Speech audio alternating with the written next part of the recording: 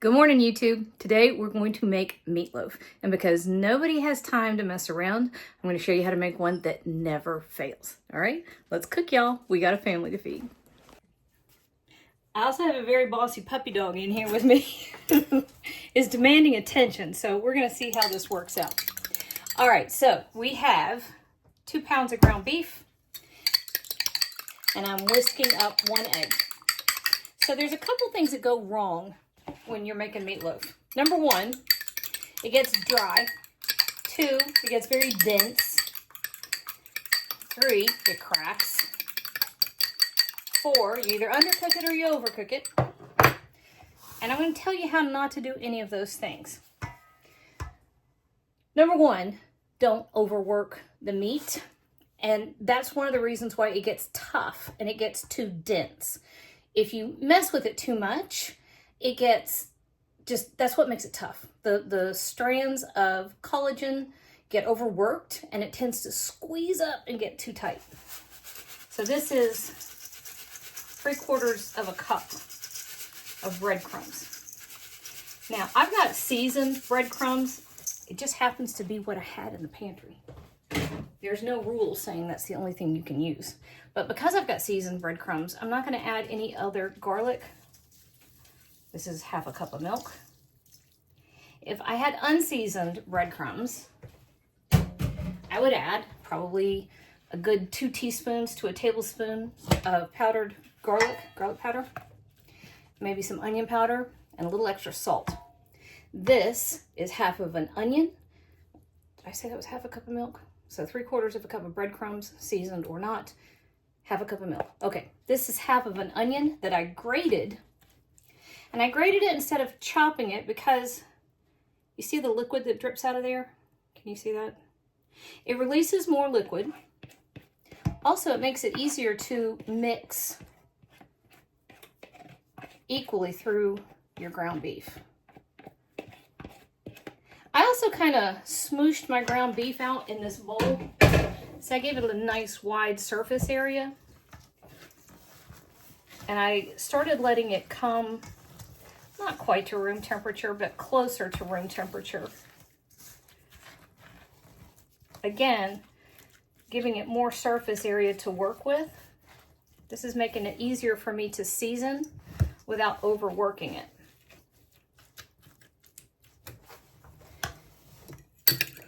So we're going back to my egg. 1 egg. The egg and the breadcrumb kind of serves as a binder. Also helps make it moist. Now, one problem I have 88/12 ground beef. I wish I had 85/15, which is higher in fat. I don't.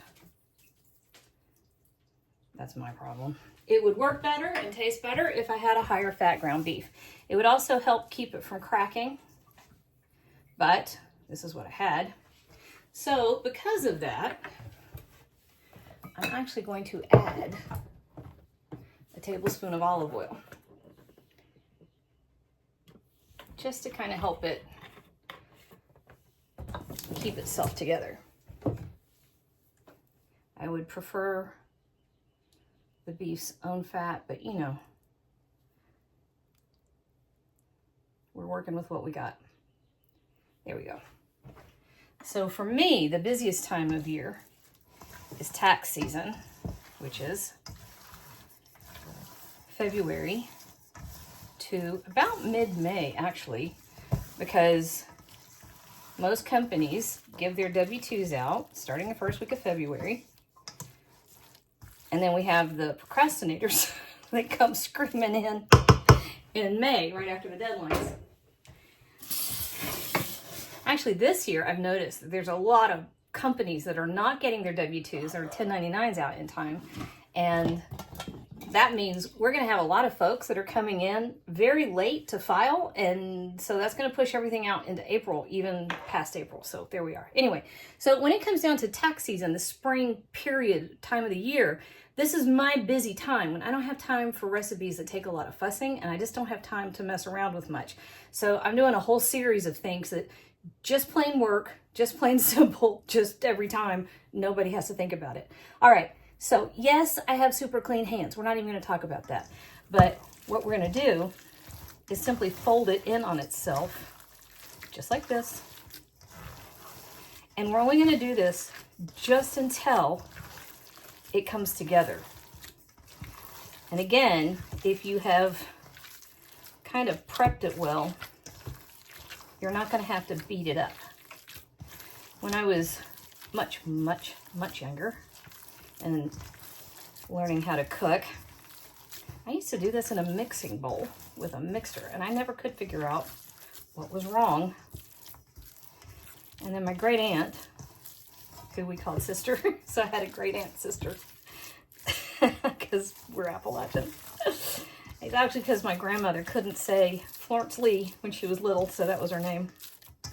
But you know what? Dolly Parton, her nieces and nephew call her Aunt Granny, so I figured that's perfect. Dolly's family can do it. We can do it. Anyway, she told me what I was doing wrong, and it's been perfect ever since. This is not my grandmother's or my great aunt's recipe, but it is one that I have worked on over the years, and it just, you know, it works. All right, so we're going right onto a loaf pan. Not a loaf pan, this is a sheet pan. I ordered these off of the, you know, the giant online mega store. This is a 1/8 sheet pan. And I'm just making it into a little loaf shape. I'm not squashing it to death. And this is gonna go into, ta-da! I gotta go wash my hands. This is gonna go into a 350-degree oven. The total cook time is gonna be right about an hour, but I'm gonna set my timer for about 40 minutes because I'm gonna put the glaze on it for the last 20 minutes of cooking time, right? Don't put the glaze on it yet because the glaze will scorch because it's high in sugar, which is yummy. But burnt sugar is not so great. Anyway, 40 minutes, 350 degrees. Our meatloaf is in the oven and it's got 40 minutes before we're going to glaze it. But I'm going to go ahead and put the glaze together. I have about half a cup of plain ketchup, 2 tablespoons of brown sugar, a little over a tablespoon of apple cider vinegar. You can use whatever vinegar you like. That's my favorite.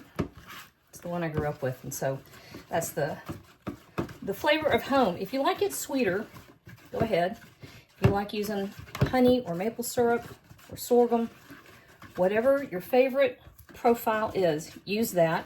If you like a dab of mustard in it, use that. I've done all of those things. They're all delicious. This one is just the simplest one we've got. So that's the one I'm showing you now. And I like to go ahead and stir it together now because the brown sugar will dissolve in here. It's got a little over half an hour to dissolve, then it won't be grainy. Okay? Meet you back here in about 38 minutes. All right, it's been 40 minutes. Okay, let's pull it out and see what we've got. That almost wasn't English. See what we've got. Good grief.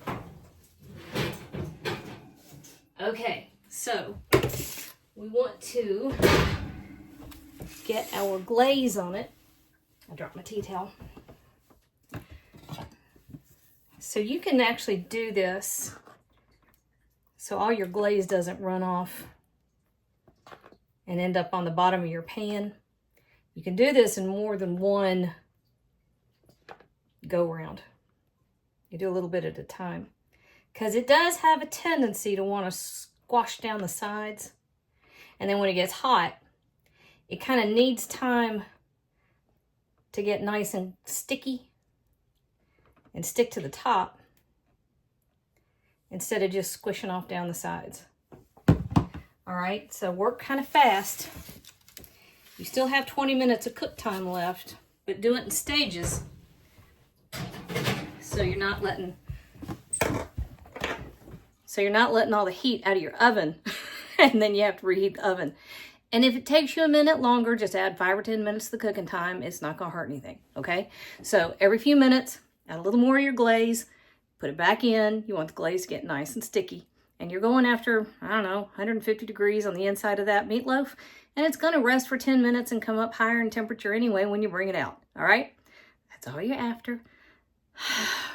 This is an easy one. You can't mess this up.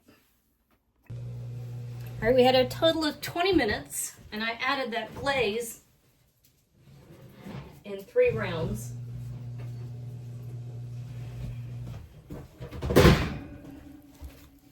That is what we were after. Okay, so now that it's out of the oven, and you noticed no cracking, right? So this was exactly what we're after, and it smells fabulous. But here's the trick.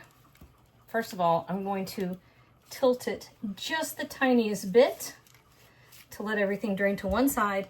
And I'm also setting a timer to give this guy 10 minutes. It's worked hard for us for the past hour. We're gonna give it some cool down time. It's going to rest, which is gonna give it some cohesion, which I think is something that all of us needs. 10 minutes. We can all wait 10 minutes. Okay, so we have rested, and I'm gonna move him over here just so we can take a look. Make sure I didn't burn myself. All right, so we have Meatloaf. And Boone has already been up stalking Meatloaf. So I'm gonna grab a test piece while I can. So this is what we look like. Just so we get close-ups. And I've got a recipe on here from a couple years ago for a meatloaf and gravy, which is a classic, of course, and one of our favorites. But, you know, meatloaf people, hot, crap, it's hot, tend to come in 2 camps. You know, you got the glazed meatloaf folks. You got the gravy meatloaf folks. I happen to live in both sides. I'm an any kind of meatloaf person. But here's what I wanted you all to see. Do you see the texture here? Do you see how nice and even that is? And how that 1 hour gave us that perfectly cooked interior. Are we focused? Yes. Let me turn you around. Better light. Are we focused? Not focused. Let me see. Focus on the interior and up into the light. It's like I can't get both. We have a perfectly cooked interior. And that is exactly what we want. Except now, I also want a fork because I love some meatloaf. It's one of my favorite foods.